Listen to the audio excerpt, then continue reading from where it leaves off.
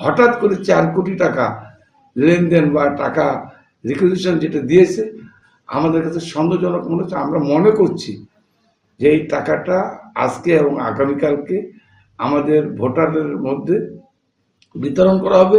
আমরা লক্ষ্য করছি এবং যেভাবে বিশ্ববিদ্যালয়গুলোতে তারা একটা কারচুপি বা একটা ষড়যন্ত্রের মাধ্যমে তারা বিশ্ববিদ্যালয়গুলোতে যেভাবে তাদের প্রার্থীদেরকে বিজয় করে নিয়েছে, ঠিক একই কায়দায় যেখানে জাতীয় বিভিন্ন পত্রিকা বিভিন্ন জরিপে বিএনপির পজিশন অনেক অনেক হাই, ঠিক এই মুহূর্তে যখন জনমত জরিপে যখন সমস্ত মানুষের এই জনমত জরিপ প্রকাশ হয়ে যাচ্ছে, তখন থেকে তারা ষড়যন্ত্রে লিপ্ত। আমরা বিষয়টা আমরা মারাত্মকভাবে উদ্বিগ্ন, আমরা খেয়াল করেছি এবং আমরা নাটোরে যেটা হয়েছে, একটা ইসলামিক ব্যাংক, যে ইসলামিক ব্যাংক নিয়ে মার্কেটে আলোচনা আছে, ইসলামিক ব্যাংকটা কারা নিয়ন্ত্রণ করে, কারা পরিচালনা করে,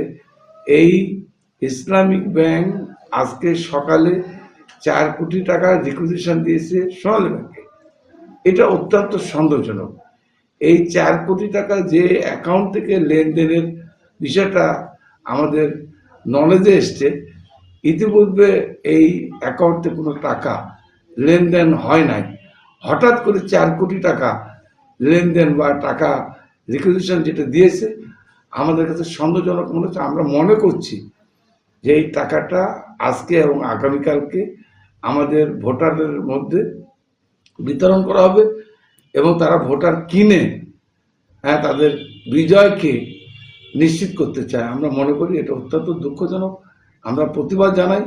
শুধু নাটোর না, সারা বাংলাদেশেই একই কায়দায় তারা তাদের প্রার্থীদেরকে বিজয় নিশ্চিত করার জন্য কোটি কোটি শত শত কোটি টাকা বিতরণ করে এই নির্বাচন আচরণ বিধি তারা লঙ্ঘন করছে। আমরা মনে করি ইমিডিয়েট নির্বাচন কমিশনার উচিত হবে এবং রিটার্নিং অফিসারের আমি দৃষ্টি আকর্ষণ করে বলছি তাদের বিরুদ্ধে প্রয়োজনীয় ব্যবস্থা গ্রহণ করার জন্য।